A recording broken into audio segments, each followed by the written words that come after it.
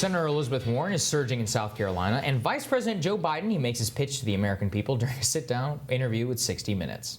We are back with Assistant Professor of Political Science, Niambi Carter, and Culture Editor at The Federalist, Emily Jashinsky. Ladies, let's actually start with, we've got some new polling out of South Carolina that is pretty interesting here, if we can throw the graphic up on the screen. Now, look, Joe Biden still sits in a comfortable first place, but it's not quite as comfortable of a first place sitting as it once was. Warren has moved up to 19%. You've also got Senator Sanders there at 13%. You know, Niambi, do you think that things are starting to crumble a little bit for Biden, that firewall, his campaign is basically saying we can lose Iowa, New Hampshire, and Nevada, and it's all good as long as we win South Carolina. This is not a strong place to be in. No, and I think what we saw too, that margin of error, I think is an important thing to pay attention to, because it could have him down as low as 26 points and Elizabeth Warren as high as 23 points. So they could be a lot closer than we actually consider, right? Just looking at these numbers here. But I think, you know, this has been part of the problem with the Biden campaign, is he started out comfortable and he's been comfortable, and there's been gaffe after gaffe and misstatement here, misstatement there. And then we have this, and it's like, oh yeah, we're getting closer. February is going to be here soon enough. And that lead is not as secure as it once was. I think people have seen him a few times in debates and other things, and it's like, maybe he's not as strong the candidate as we think he is, and maybe he's not going to be as effective against Trump in 2020. And I generally agree with you, but I have to say, which is that Nate Silver pointed this out on Twitter, which is that basically Joe Biden started out around 29% in the Democratic primary. He's around 27% in the Democratic primary. So after everything, a net loss of 2 points, what will actually move the needle? Because ultimately, he's got the highest name ID. His supporters, we talk about this here all the time, they do not watch the news. They are low information voters. They're like, oh, Joe Biden, I know that guy, 2008 was Obama's VP. I just want to beat Trump, blah, blah, blah, blah, blah. And so, like, Emily, at this point, he's gotten everything thrown at him, right? He's got his own terrible debate performances. And yet, he hasn't moved. Yeah.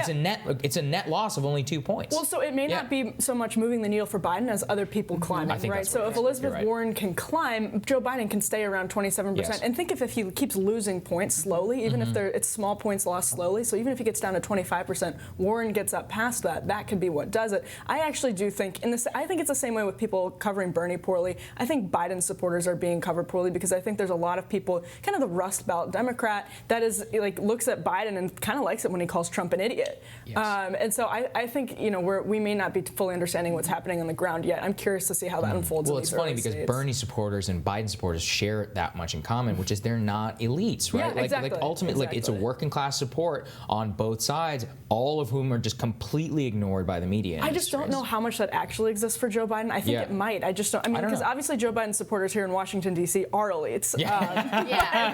Well, he's got like the bifurcated, right? Yes. He's got a segment of the elites. Although a lot of those folks, I mean, part of how Buttigieg has hurt him, not so much in the polling, but by sucking up a lot of the money from the elites. But that money can be redistributed later, right? I mean, people make these kind of calculations all the time, right? Like, this looked like the guy who could win, maybe not so much, so we can send it somewhere else. They are the truly most fair weather people. It's like, I love reading about these guys who don't like max out to Trump, Buttigieg, Warren, and Biden. It's like, you're disgusting. I've spent a lot of times around looking at donor histories, and it is interesting. You're like, really? Those people? Okay, whatever. Absolutely. So, same time, Biden sat down for an interview. He doesn't do a lot of interviews, but he sat down for an interview with 60 Minutes, Norah O'Donnell, and he got asked specifically about some of the allegations around Hunter Biden. And remember, Hunter admitted that this was essentially a lapse in judgment to sit on this board, and said, in hindsight, you know, maybe it wasn't a great idea. His dad, though, is still holding strong that Hunter did nothing wrong. Let's take a listen. I've never discussed my business or their business, my sons or daughters, and I've never discussed them because they know where I have to do my job and that's it, and they have to make their own judgments. But you understand people say, Joe Biden, he's an experienced politician, statesman, knows the issues of Ukraine. Why didn't he just say to his son, this is one to take a pass on, it may not look good? He was already on the board and he's a grown man.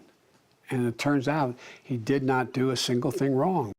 He did not do a single thing wrong. Doesn't look bad. Nothing to see here, folks. I mean, this entire weekend I've been going over this new allegation about Romania, right? Yeah. This is the most disgusting thing. So Hunter Biden represents a Romanian businessman, and then he hires the former FBI director who hires Rudy Giuliani, right? Like, that is the circle of corruption, right? Like, why are three of some of the most powerfully connected people in America representing a Romanian in Bucharest? Well, yeah, but like go back to what Paul Manafort's FARA violation was. It was Tony Podesta, too. Yeah, I know. Right. The all whole of this thing is stuff. bipartisan. Right. Yes, and I think people should know that, right? I mean, one of the things that people, I think, forget is that these people know each other. They move in the same circles. They're friends outside of this, right? Yeah. So they may have very public disagreements, but money is green, and everybody wants to make a little. And I think that brings people together. That's the great uniter here. And I think people should think more about this sort of Washington bubble that folks live in. They're not going back to doing the Republican-Democrat thing. They're doing